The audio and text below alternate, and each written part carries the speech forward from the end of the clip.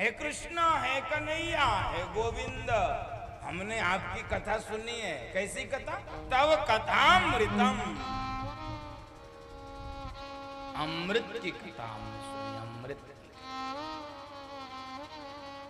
बंधु माताओं, स्वर्ग का अमृत पाने के लिए तो बहुत संघर्ष है। और संघर्ष क्या कहूं, मरना पड़ेगा, तब तो लोग स्वर्ग नरक जाता है। मरने के बाद कार्ड पे लिखा जाता है स्वर्गीय। तो स्वर्ग के अमृत के लिए मरना पड़ेगा। मरना कोई चाहता नहीं है, कोई मरना नहीं चाहता। लोग कहते तो हैं कि हे भगवान हमको उठा लो, कहते हैं। अगर भगवान उठाने चले आए तब कहते हैं कुछ दिन और छोड़ दो। कोई मरना नहीं चाहता, कहते हैं कि हमको मरना है। और स्वर्ग का अमृत मरने पर मिलेगा। और ये कथामृत सब ही सुलभ, सब दीन सब देसा, सेवत सादर समन कलेसा। सब ही सुलभ, सब दिन सब देसा, सेवत सादर समन कलेसा। सब ही सुलभ, सब ही सुलभ। कोई छाट काट नहीं, कोई बंटवारे में भेद नहीं, कोई छोटा बड़ा नहीं, कोई ऊंच नीच नहीं, इनको मिले इनको न मिले, ऐसा मिले वैसा मिले, नहीं। सब ही सुलभ, सबको सुलभ, सब दिन, सब दिन, सब देशा, सब जगह। इसलिए जो प्रथम शकुन बाबा तुलसी ने गिनाया सुधा, अरे इसीलिए आप प्रसंग को बस स्मरण करिए। परीक्षित जी को जब मृत्यु भय हुआ, 7 दिन बाद मृत्यु होनी है, शुकदेव जी भगवान की कथा सुनाने जा रहे थे। स्वर्ग के देवता पहुंच गए। शुकदेव जी से कहने लगे, हे गुरुदेव, परीक्षित को मृत्यु भय है, तो इसको मृत्यु भय से मुक्त करने के लिए हम ये स्वर्ग का अमृत लाए हैं, परीक्षित को पिला दो। और ये कथामृत जो पिलाने जा रहे हो परीक्षित को, ये हमको दे दो। ये देवताओं ने शुकदेव जी के सामने ये प्रस्ताव रखा। तो सुखदेव जी ने देवताओं को डांट कर भगाया। कहा कि तुमको ये भी नहीं पता, विनिमय, आदान प्रदान, लेन देन सामान्य मूल्य की वस्तु में होता है।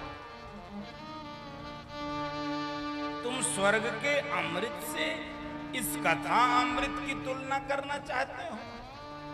इसकी कोई समानता है क्या?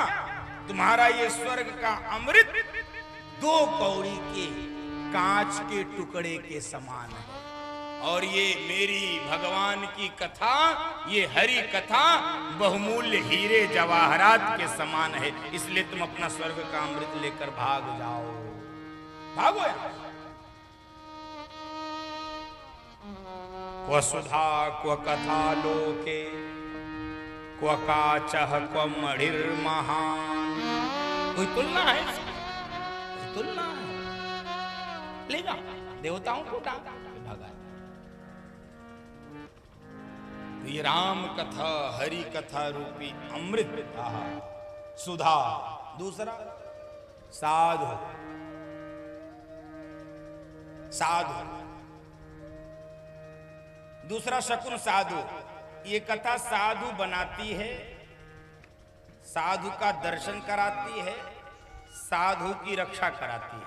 अब समझिए, ये कथा साधु बनाती है, ये कथा साधु का दर्शन कराती है, और ये कथा साधु की रक्षा भी करते, तीनों इसी में है उपलब्ध। पीछे से शुरू करें।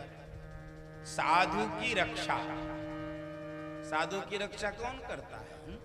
साधु संत के तुम रखवारे, असुर निकंदन राम दुलारे।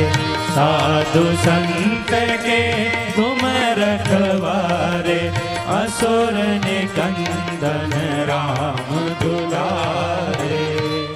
श्री हनुमान जी। और हनुमान जी यदि कहीं मिलते हैं तो कहाँ मिलते हैं?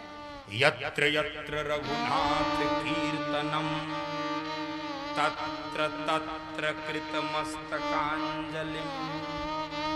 हनुमान जी तो वहीं रहते हैं जहां भगवान की कथा, भगवान का कीर्तन, जहां पर हरि कथा, जहां पर सीताराम संकीर्तन, जहां पर हरिनाम संकीर्तन,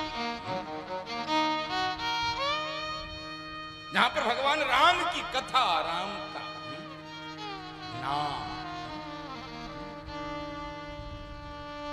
वहीं पर हनुमान जी रहते। और हनुमान जी साधु संत के रक्षक, इसलिए दो बात, हरे राम राम राम सीता राम राम राम, हरे राम राम राम सीता राम राम राम, हरे राम राम राम सीता राम राम राम, हरे राम राम राम सीता राम राम राम, हरे राम राम राम सीता राम राम राम, हरे राम राम राम सीता राम राम राम, हरे राम राम राम सीता राम राम राम, हरे राम राम राम सीता राम राम राम, सीता राम राम राम सीता राम राम राम, सीता राम राम राम। यत्र यत्र रघुनाथ कीर्तनम तत्र तत्र कृत मस्तकांजलि। श्री हनुमान। तो साधु की रक्षा हनुमान जी करते, हनुमान जी ही इस कथा में रहते।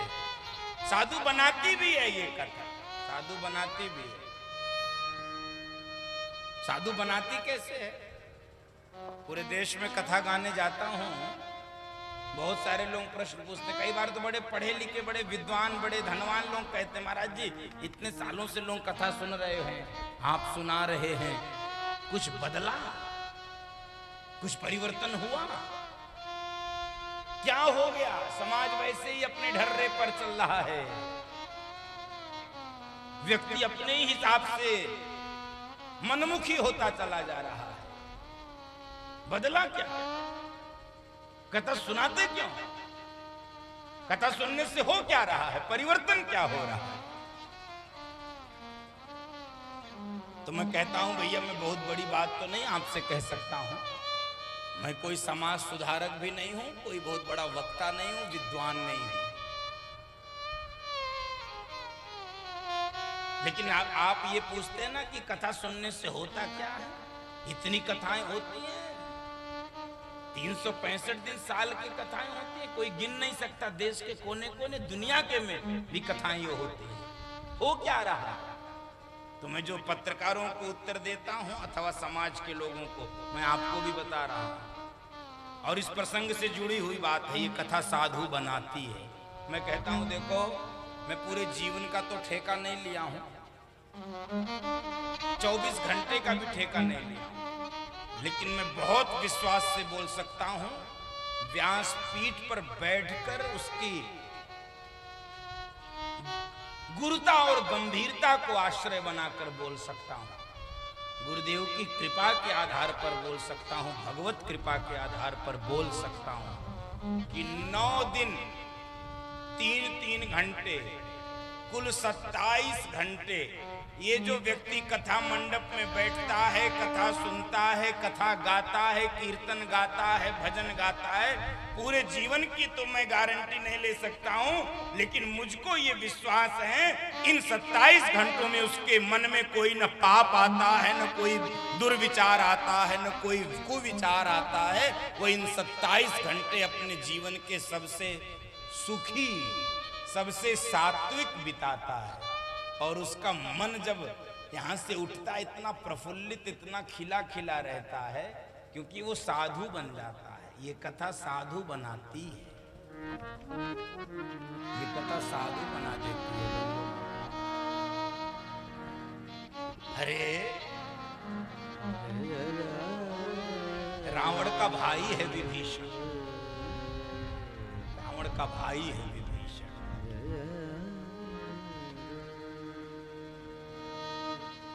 साधु बन गया कथा सुन। किसने सुनाया?